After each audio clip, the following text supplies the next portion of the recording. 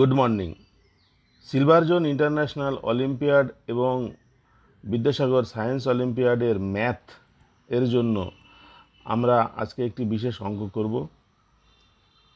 এই অঙ্কটি খুব ইম্পর্ট্যান্ট, পরীক্ষায় আসার মতো অঙ্ক। বিভিন্নবার বিভিন্ন সময়ে বিভিন্ন পরীক্ষাতে এই অঙ্কটি এসেছে। এই অঙ্কটি আমরা করব। এই অঙ্কের উত্তর হিসাবে একটি উত্তরকে সঠিক বলে দাগ দেওয়া আছে, এটা কিন্তু সঠিক নয়, এটা ভুল। অঙ্কটি আমরা এখন করব। The sides of a triangle are 3 centimeter, 4 centimeter and 5 centimeter. Find the area of the largest square that can be inscribed in it. এর বাংলা অনুবাদ করলে এরকম হয়: একটি ত্রিভুজের তিনটি বাহুর দৈর্ঘ্য 3 সেমি, 4 সেমি এবং 5 সেমি। এই ত্রিভুজের মধ্যে সবথেকে বড় যে বর্গক্ষেত্রটি অঙ্কন করা যাবে তার ক্ষেত্রফল কত? আমরা খাতায় অঙ্কটি করি। আগে ছবিটা এঁকে নিই। হাতে আঁকছি একটা সমকোণী ত্রিভুজ। কেন সমকোণী সেটা বলবো একটু পরে। ত্রিভুজটা আঁকি।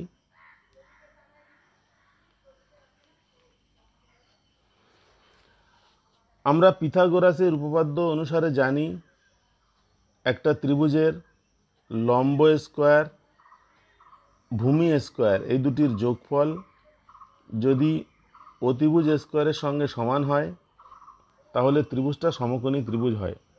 ইংরেজিতে এরকম হয়: অতিভুজ মানে হাইপোটেনিউজ, লম্ব মানে পারপেন্ডিকুলার, ভূমি মানে বেজ। তার মানে hypotenuse square equal to perpendicular square equal to base square. এই যে ত্রিভুজটা এখানে অঙ্কন করা হয়েছে তার তিনটে বাহুর দৈর্ঘ্য দেওয়া আছে: 3 সেমি, 4 সেমি, 5 সেমি।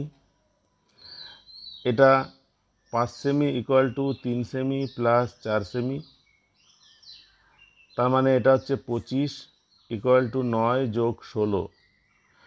সুতরাং এটা সমকোণী ত্রিভুজ, সেই জন্য সমকোণী ত্রিভুজই আঁকা হলো।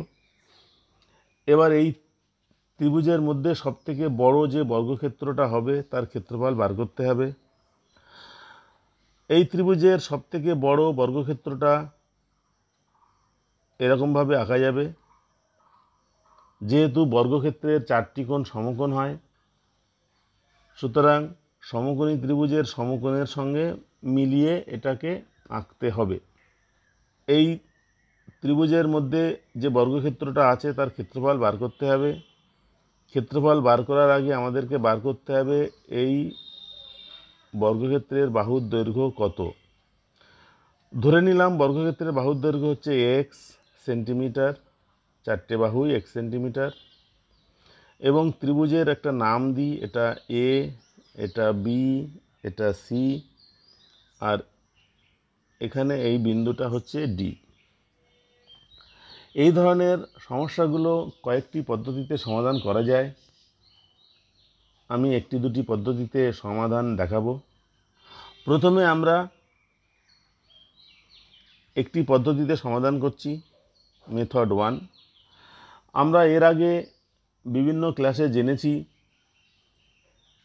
যে দুটি সমান্তরাল সরলরেখাকে যখন অন্য একটি সরলরেখা ছেদ করে এবং সমান্তরাল সরলরেখার একই দিকে অবস্থিত একই ধরনের কোণকে অনুরূপ কোণ বলে। অর্থাৎ এই কোণটা অনুরূপ কোণ এবং এরা সমান। বর্গক্ষেত্রের বিপরীত বাহুগুলি সমান্তরাল হয়। এফডি এবং বিসি সমান্তরাল, কারণ এফডি এবং বিই একটা বর্গক্ষেত্রের বিপরীত বাহু, সমান্তরাল। এবি ভেদক, তাহলে এই কোণ আর এই কোণ অনুরূপ কোণ এবং এরা সমান। একই রকমভাবে এই কোণ সমান হবে, অনুরূপ কোণ। তাহলে এই কোণ এবং এই কোণ অনুরূপ কোণ হবে। তাহলে এই দিক থেকে বিচার করলে আমরা যে তিনটি ত্রিভুজ পেলাম, একটি বড় ত্রিভুজ এ বি সি, আর দুটি ছোট ত্রিভুজ এ এফ ডি এবং ডি ই সি। এগুলো সবই সদৃশকোণী ত্রিভুজ। যখন একটি ত্রিভুজের কোণগুলি অনুরূপ একটি ত্রিভুজের কোণগুলির সঙ্গে সমান হয় তখন ত্রিভুজ দুটিকে সদৃশকোণী ত্রিভুজ বলে। এবং প্রত্যেকটি সদৃশকোণী ত্রিভুজ তাদের বাহুগুলির অনুপাত একই হয়। আমরা এখন সদৃশকোণী ত্রিভুজের সূত্রগুলি অ্যাপ্লাই করব। ছোট ত্রিভুজ এ এফ ডি এর লম্ব বাই ভূমি অর্থাৎ A F by F D, তার মানে 3 minus x by x, 3 minus x by x equal to ছোট ত্রিভুজ ডিইসি এর লম্ব বাই ভূমি হবে এক্স বাই 4 মাইনাস এক্স। প্রথম ছোট ত্রিভুজের লম্ব বাই ভূমি ইকুয়াল টু দ্বিতীয় ছোট ত্রিভুজের লম্ব বাই ভূমি হবে। তাহলে সমীকরণটা এরকম পেলাম। এবার যদি আমি এটা সমাধান করি, বজ্র গুণ করি, ক্রস মাল্টিপ্লিকেশন করি, তাহলে পাবো x square equal to 12 minus 4x minus 3x plus x square. উভয় দিক থেকে এক্স স্কোয়ারকে ক্যান্সেল করলে আমরা পাবো 0 ইকুয়াল টু 12 মাইনাস 7x। সেখান থেকে আমরা পাচ্ছি 12 ইকুয়াল টু 7x, তাহলে পাচ্ছি x equal to 12 by 7। X মানে বর্গক্ষেত্রের বাহুর দৈর্ঘ্য পেয়ে গেলাম। তাহলে বর্গক্ষেত্রের ক্ষেত্রফল হচ্ছে x square equal to 12 by 7 তার হোল স্কোয়ার। এটাকে ভাঙালে হবে 144 বাই 49। এটাকে যদি ভাগ করি 2 বার যাবে, 9 দুগুণী 18, 4 দুগুণী 18 এক 9, বিয়োগ করলে হবে 6, 9 আর 1 10 হচ্ছে 14, 46। পরিষ্কার করে এখানে লিখি 2 পূর্ণ 46 বাই 49 সেমি স্কোয়ার। এটা হচ্ছে বর্গক্ষেত্রের ক্ষেত্রফল। এই অপশানটা আছে সিতে 2 পূর্ণ 46 বাই 49, সুতরাং সি হচ্ছে উত্তর। আরেকটি সহজ পদ্ধতিতে আমরা অঙ্কটির সমাধান করব। আমরা জানি যে কোনো ত্রিভুজের ক্ষেত্রফলের সূত্র হচ্ছে হাফ ইন্টু ভূমি ইন্টু উচ্চতা। তাহলে বড় ত্রিভুজ এ বি সি, এই ত্রিভুজের আমরা যদি বিডিটা যুক্ত করি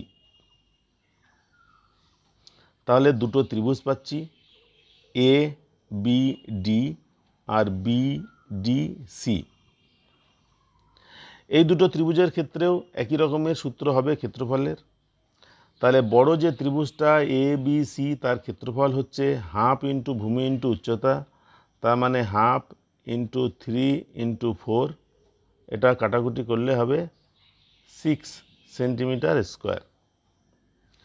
এবার ছোট ত্রিভুজ A B D R B D C, এই দুটো ত্রিভুজের ক্ষেত্রফল বড় ত্রিভুজের সঙ্গে সমান হবে।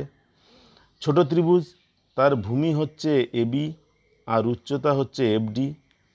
তাহলে ছোট ত্রিভুজ অর্থাৎ ত্রিভুজ এ বি ডি এর ক্ষেত্রফল সেটা হচ্ছে হাফ ইন্টু ভূমি মানে বেজ, সেটা 3 ইন্টু উচ্চতা এক্স।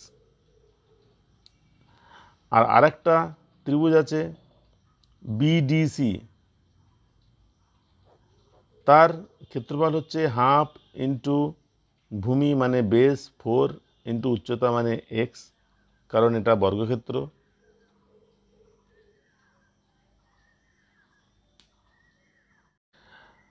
তাহলে এখান থেকে আমরা লিখতে পারি বড় ত্রিভুজের ক্ষেত্রফল অর্থাৎ 6 ইকুয়াল টু ছোট দুটো ত্রিভুজের ক্ষেত্রফলের যোগফল, তার মানে 3x বাই 2 প্লাস 2x।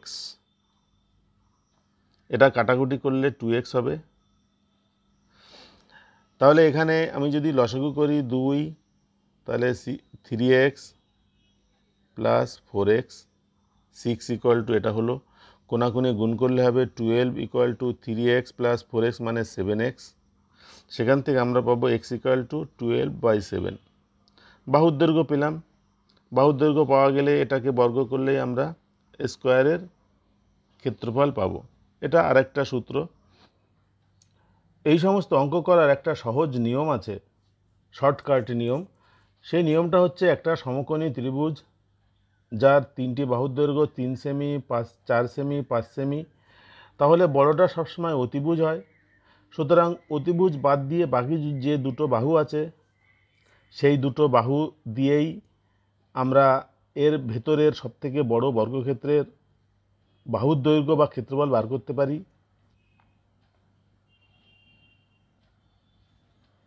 তার বাহুর দৈর্ঘ্য শর্টকাট নিয়মে বের করার সূত্র হলো লম্ব গুণ ভূমি বাই লম্ব যোগ ভূমি। এটা হচ্ছে বাহু সমান বর্গক্ষেত্রের বাহুর দৈর্ঘ্য বার করার শর্টকাট নিয়ম। তার মানে 12/7। আমরা এর আগে যে অঙ্কগুলো করেছি তাতে বাহুর দৈর্ঘ্য 12/7 পেয়েছি। যদি অন্য একটা সমকোণী ত্রিভুজ ধরি যার বাহুর দৈর্ঘ্য 3টি হলো 5 সেমি, 12 সেমি, 13 সেমি, তাহলে এই ত্রিভুজের ভেতর সবথেকে বড় যে বর্গক্ষেত্র হবে তার বাহুর দৈর্ঘ্য হচ্ছে 5 গুণ 12 বাই 5 যোগ 12, তার মানে 60/17। এটা হচ্ছে বাহুর দৈর্ঘ্য। ক্ষেত্রফল বার করতে গেলে বাহু স্কোয়ার করলেই হয়ে যাবে। আজকের এই বিশেষ অঙ্ক ক্লাসটি এখানেই শেষ করছি। পরের ক্লাসে আমাদের আবার কথা হবে। নমস্কার।